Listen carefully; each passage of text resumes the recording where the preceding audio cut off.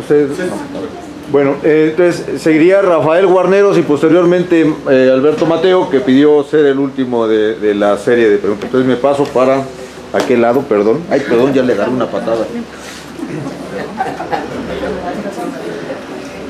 Bueno, pues bienvenida Margarita, bienvenidos vecinos, gracias por este ejercicio. Nada más les aviso que el video normalmente lo subimos sin editar. Aquí algunas personas tocaron algunos puntos álgidos. Si quieren que eso lo edite, lo edito. Me lo piden por favor y lo editamos. Pero la política de aquí es respetar tal cual como lo dijeron, salvo que haya la petición expresa de alguien para retirarlos por lo delicado de algunas cosas, ¿no? Pues bien, yo Margarita te podría decir que yo no voy a exigirle a nadie lo que no haya hecho yo. Yo fui asambleísta de 1991 a 1994 y el último día de la asamblea ahí estuve cumpliendo mi obligación, no me lancé a ningún otro cargo porque me renté para 3 años. Hoy soy un ciudadano más, me he sentido mucho mejor estar como ciudadano que en un momento dado enarbolando una bandera. ¿Por qué? Por todo lo que han dicho ya todos ustedes, por lo mismo. Y pues hemos querido que en nuestra actividad como vecinos prevalezca lo que nos une, que somos vecinos, independientemente de las banderas políticas, ideologías, credos religiosos, preferencias sexuales de cada quien.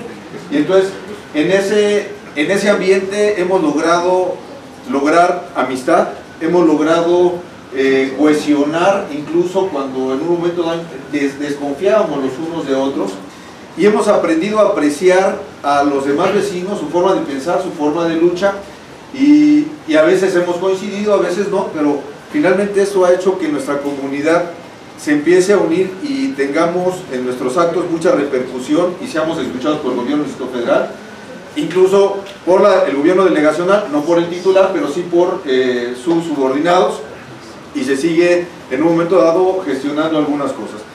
Entonces, pues bueno, en este contexto, pues yo te pediría, no sé cuántos meses más estarás como diputada, y los diputados que vienen, pues también no sabemos cuántos meses más, pero creo que todavía se pueden hacer algunas iniciativas de ley que en beneficio de la ciudad.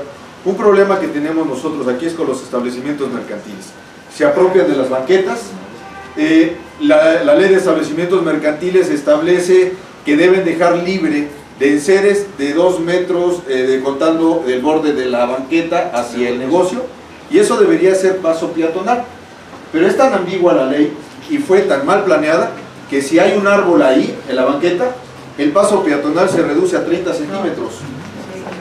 Y entonces pues está mal planeada la ley, está mal definido el concepto, pero además de repente ponen las mesas a 2 metros, pero lo que son las lonas o los toldos para proteger de lluvias sus comensales, pues provoca, por ejemplo, que aquí en el Califa dejen 20 centímetros de paso entre el poste y el toldo.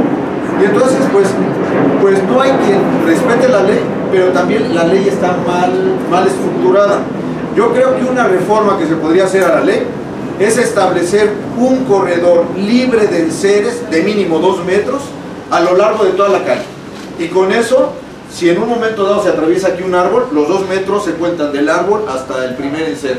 Y con eso empezar a liberar las calles, las banquetas. La verdad es un abuso, la delegación es omisa. El tener este tipo de negocios le genera ganancias a la delegación porque sabemos que alguien de vía pública o de establecimientos mercantiles llega y cobra la cuota. Y también hemos visto que, bueno, son intocables estos señores. El otro, los famosos, las chelerías. Nos han invadido aquí las chelerías. Independientemente de que invaden la banqueta, están vendiendo alcohol en la vía pública. Ese es un delito. Están bebiendo y además están fumando, y no solo cigarros, sino también droga. Y nos dejan también a veces ni siquiera 1 centímetro para pasar porque hay que bajarse de la banqueta para poder circular.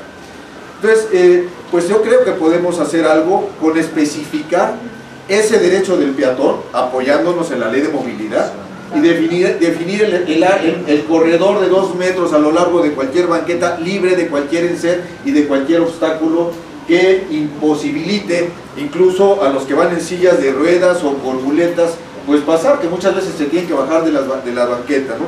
Entonces esa es una tarea que yo quisiera que en estos meses que les queda de gestión, aunque bueno, nosotros nos gustaría que fuera hasta el próximo año, hasta el mes de octubre del próximo año, que creo que es cuando inicia la nueva asamblea, pues puedan meter una iniciativa para reformar no toda la ley, porque implica muchos aspectos, incluso hacer consultas a la Comisión Federal de Mejora Regulatoria para ver el impacto regulatorio de toda ley. Cuando se modifica va a tener un impacto, o para la persona que es sujeta de obligaciones por esa ley, o para la propia autoridad que tendría que implementar los mecanismos de vigilancia del cumplimiento de la ley.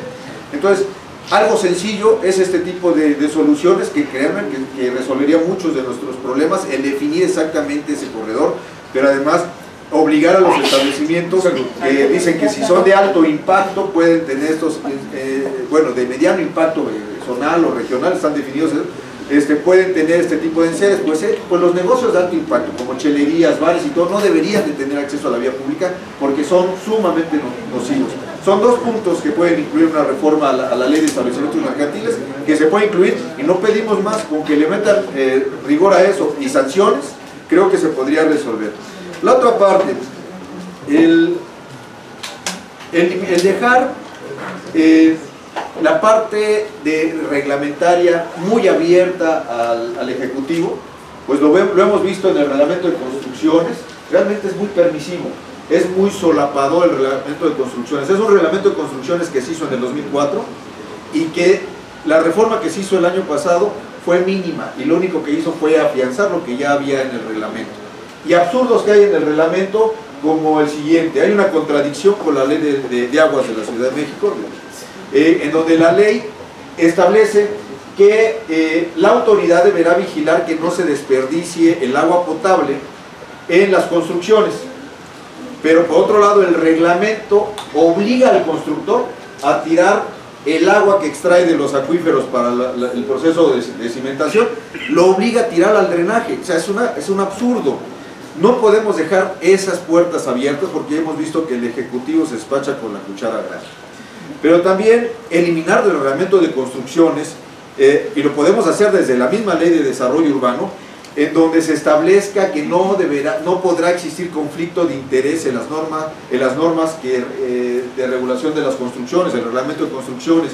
¿Qué conflicto de interés existe actualmente? Muy sencillo: los DROs, que son quienes supuestamente funcionan como auxiliares de la administración pública para vigilar la observancia de los reglamentos, pues los DROs que van a vigilar al constructor son contratados por el constructor. O sea, ¿cómo va a decirle no al que le paga 1 millón o 2 millones por una firma?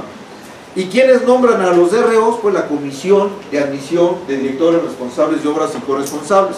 Y esta comisión, ¿quiénes la integran? Los representantes de las cámaras de la industria de la construcción, de los colegios de arquitectos, los mismos, o sea, de negocio redondo. Entonces ellos nombran a los DROs, pero además esta comisión es la que hace el dictamen para sancionar a un DRO.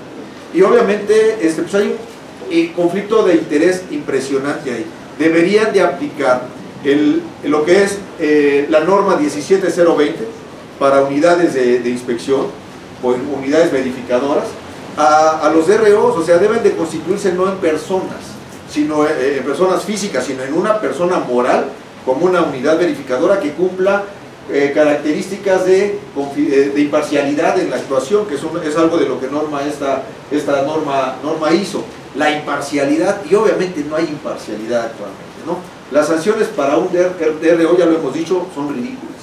Solo se le podría retirar la cédula como DRO si existe o puso en riesgo la vida de una persona, o si alteró o dañó un edificio patrimonial, es decir, protegido o catalogado por su valor arquitectónico urbanístico. ¿Qué es un DRO?